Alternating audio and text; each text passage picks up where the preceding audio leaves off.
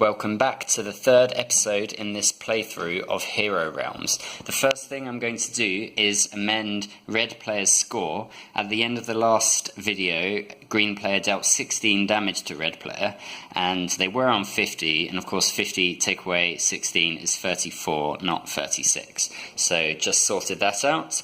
Now, red player has a total of 5 gold to spend at the market, and they're going to go ahead and buy Varric the Necromancer for 5 gold. It allows them to take a champion from their discard pile and put it on top of their deck, and also potentially to draw a card. So they've bought that, and then with their close ranks action, they're going to deal 5 combat damage to green player. Unfortunately, they don't have another Imperial faction card in play, so they can't recover 6 health. Now, 5 combat isn't enough to defeat Kron the Berserker, so they're going to have to direct it straight at green player. So they're going to go down from 32 to 27. Okay, so now green players go. The first thing they're going to do, because they're going to reveal the Elven Gift to show that they have 2 Wild Faction cards in play. So they're going to activate the Kron's Draw a Card ability. So they have drawn a dagger. And they're also going to use, I've forgotten to use this on every other turn, this Elven Gift's ability to draw a card, and if you do, discard a card. So we're going to draw another card and discard 1 gold. So that means we now have Miros the Guild Mage in play as well as everything else. So we have a lot of gold available now. If we tap this, we have 3 gold, 5, 7, 8 gold, which is enough to buy Arcus the Imperial Dragon. So green player is going to go ahead and do that. Hooray for getting the dragon. I forgot to replace that card and a card here. So they've used up all their gold. Now for combat, they have 2, 3, 8, and then they can use this ability as well. So 12 combat damage. Unfortunately, they can't use this 4 as well. So 12 combat damage to red player. That brings them down from 34 to 22. So all of a sudden, the tables have turned, and green player is in the lead by 5 points. So red player has 2 gold, a short sword, Krithos the Master Vampire and Cracker the High Priest. They're going to go ahead and place these 2 champions in front of them and immediately use Cracker to recover 2 health. So that brings them back up to 24, and also draw a card. Now they've drawn a dagger, which could actually be quite useful. So Krithos the Master Vampire, we're going to expend him to get his free combat. Now, because of his special ability, we can also sacrifice a card in our discard pile to gain an additional 3 combat. Now, we're going to go ahead and sacrifice this 1 gold that was in the discard pile, because gold is becoming less useful now that the game is progressing. So that gives us 3, 6, 8, 9 combat, which is excellent because that is enough to defeat both of green players' champions. So they are both gone into the discard pile. That was very successful, and then 2 gold left to spend. We're just going to spend that 2 gold on one of it on this spark, so that goes into the discard pile, and the other gold is going to have to go to waste, unfortunately. Okay, now green player's turn. Now green player is very annoyed about those 2 champions being defeated, because they had 2 cards matching the factions of the cards that were just stunned. So that is very frustrating for them. But anyway, they're going to go ahead and play the Orc Grunt out in front of them. And They have a total of 5 gold to spend. What could they use that for? I think they might go ahead. Yeah, they're going to go ahead and get Berlin Lawweaver, who looks quite useful, and draw a new one. Aha, and they actually have 1 gold left over, so they can use that to get the spark. So that worked out quite well, although they're now beginning to wonder if they've got too many cards. It's going to be quite hard for them to get through their decks quickly. Anyway, they've spent their gold, so now they're going to try and do some damage. So they can do 2 damage with the Orc Grunt, 5 with the Intimidation, so that's 7. I think because they're a bit worried about the amount of cards in their deck at the moment, they're gonna sacrifice both of these to get an additional 6. So that is 13 combat that they're going to deal to red.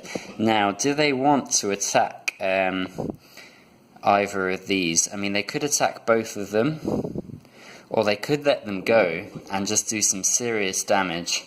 Yeah, they're going to do that. They're going to do some serious damage here. So 13, take away from 24, brings them right the way down to 11. So a good hand next time could actually see green player win the game. Okay, it's red player's turn, and they have a very powerful hand here. So they still have these 2 cards out in front of them, so they're going to straight away use Cracker the High Priest to recover 2 health. That brings them back up to 13. They needed that, and they also get to draw a card, and they draw the Short Sword. So that could be very useful. They want to deal as much combat this turn as possible because they're well aware they don't have much left in the way of health, and they want to try and finish green player this turn after seeing the hand that they've got. So we're going to sacrifice a card in our hand to gain an additional 3 combats, and at this stage the 2 gold from the ruby isn't going to help us, so we'll sacrifice that. So that gives us an additional 3 combats. So we have 3, 6, and because this is also of the this Dark Reward card is also of the Necros faction, we will be able to deal an additional 6 damage. So we're up to 12 damage. Then we have this pair of Wild faction cards, so they're going to be able to use both of their faction abilities as well. So 12, 15, 17, 23, 26, 27, 29 damage altogether that they're going to be dealing. Let's see if green player can defend against that.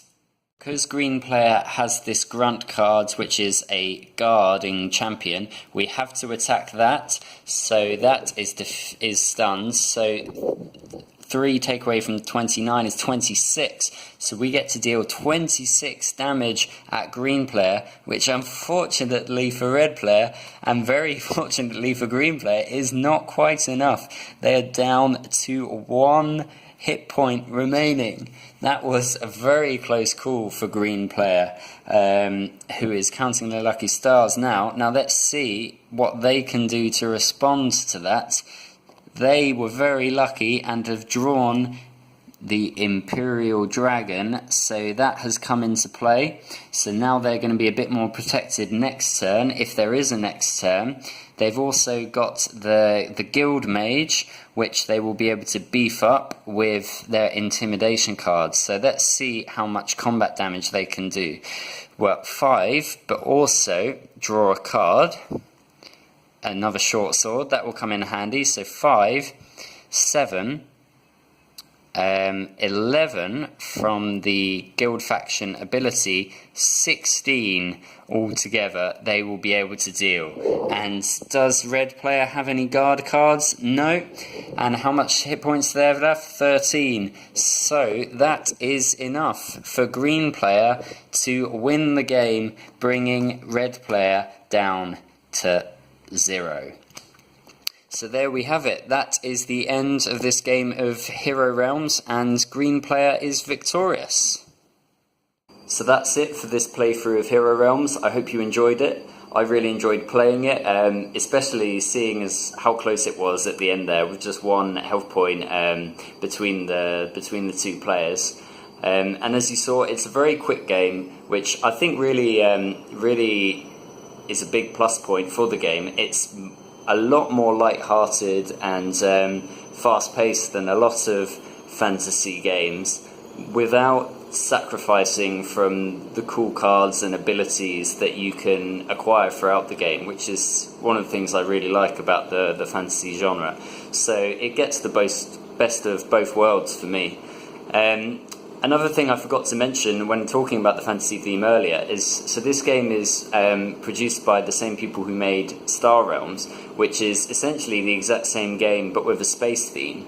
So if you like the game and how it works but aren't interested in the fantasy theme, then you can always try the Star Realms game instead, which is exactly the same, except for that's just a 2-player game, whereas this allows you to play up to 4 players. I haven't tried it yet up to 4 players, so I'm not sure how well it works, but as a 2-player game, fully recommend it. It's loads of fun.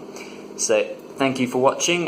Please subscribe to the YouTube channel to see further reviews of different board games, as well as board game nights I go to, and playthroughs and explanations of the board games that I'm designing myself. So yeah, once again, thank you for watching.